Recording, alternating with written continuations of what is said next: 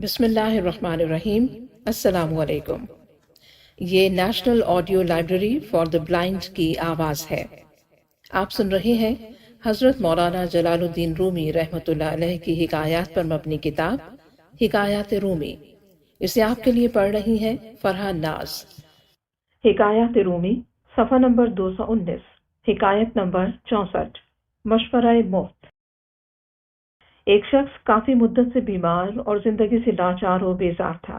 امید کا چراغ لے کر ایک ماہر طبیب کے پاس گیا اور عرض کرنے لگا، جناب مجھے کوئی دوا اور بہتر مشورہ دیں تاکہ میں صحت مند ہو جاؤں اور آپ کے لیے صدقہ جاریہ بن جاؤں۔ طبیب نے اس کے حال احوال کو غور سے دیکھا، پھر اس کی دکھتی ہوئی رگ پر ہاتھ رکھا۔ اس کے اندرونی حال سے واقف ہوا کہ اس کے بدن سے جان تو نکل چکی ہے، صحت کی امید ذرہ برابر نہیں۔ دوا کر کے مفت میں اس غریب کو اور ہلکان کرنا ہے۔ لہذا طبیب نے مکمل تشخیص کے بعد مشورہ دیا، میاں تم یہ دوائیں چھوڑو، انہی کی وجہ سے تمہاری صحت برباد ہو رہی ہے۔ جو تمہارے جی میں آئے وہ کرو، ہرگز اپنی کسی خواہش سے ہاتھ نہ روکنا، کیونکہ صبر اور پرہیز اس مرض کے لیے مضر ہے۔ انشاءاللہ آہستہ آہستہ تمہاری تمام بیماریاں جاتی رہیں گی۔ طبیب کی باتیں سن کر اس کی آنکھوں میں خوشی کی ایک لہر دوڑ گئی اور اس کی زندگی کا بجھتا ہوا چراغ پھر سے روشن ہو گیا۔ خوش ہو کر اس نے کہا، واہ آپ نے کیا خوب مشورہ دیا ہے، آج سے اس مشورے پر دل و جان سے عمل کروں گا۔ مطب سے نکل کر درد دل کا مریض ٹہلتا ٹہلتا ایک دریا کے کنارے جا نکلا تاکہ طبیعت بحال ہو جائے۔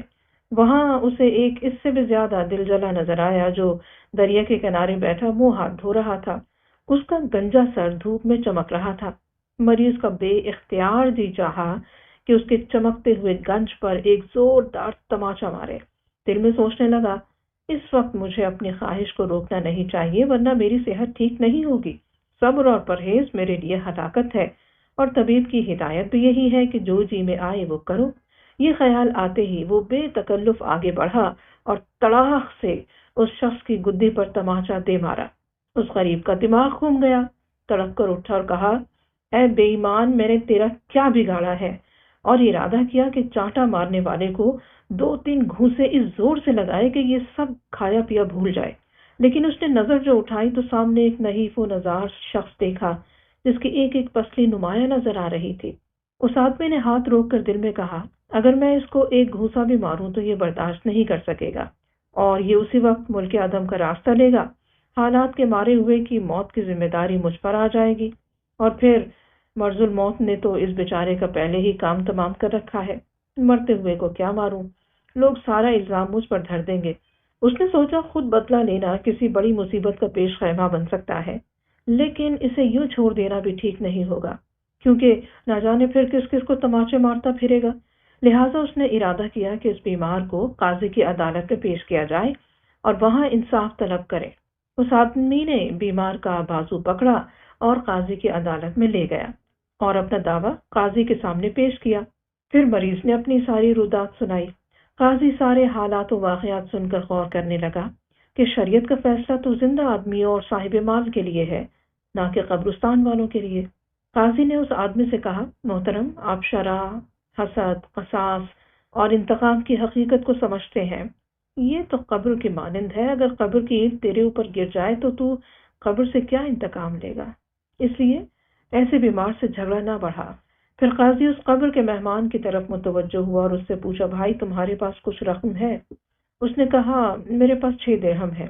قاضی نے فیصلہ دیتے ہوئے کہا کہ تم 3 درہم اس آدمی کو دے دو اور 3 درہم اپنے پاس خرچے کے لیے رکھ لو۔ اس آدمی نے کہا، قاضی صاحب پھر ہر لفنگا اسی طرح ہم جیسے شریف آدمیوں پر زیادتی کرتا رہے گا۔ قاضی اور اس شریف آدمی کے درمیان تکرار ہو رہی تھی۔ ادھر اس بیمار کے دل میں ایک اور خواہش جنم لے رہی تھی۔ اس بھٹکتے ہوئے بیمار کی نظر قاضی صاحب کی گنج پر پڑی۔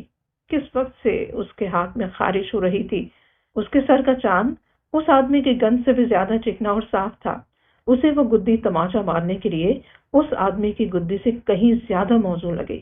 آخر قاضی نے نرمی سے اس آدمی کو کہا، تیری بات درست ہے، ایسے شخص کو ضرور سزا ملنی چاہیے، لیکن یہ تو دیکھ وہ بیچارہ زندگی کے آخری دن پورے کر رہا ہے، خون کا ایک قطرہ اس کے بدن میں نہیں ہے۔ بجائے سزا کے یہ تو ہمدردی اور رحم کے لائق ہے۔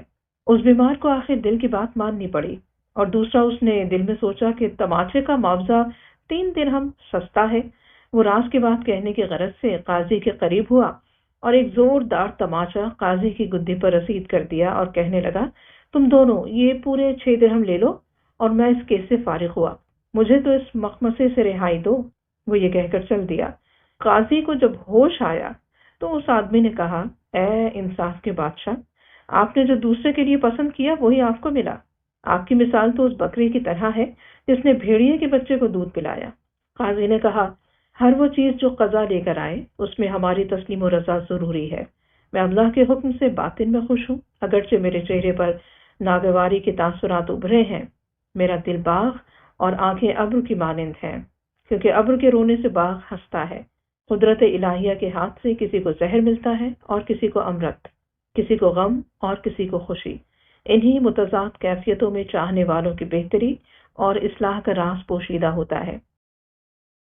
درس حیات، اللہ تعالیٰ کے ہر کام میں بہتری ہوتی ہے۔ تسلیم و رضا سے اسے من جانب اللہ سمجھ کر اس پر صبر و شکر سے کام لینا چاہیے۔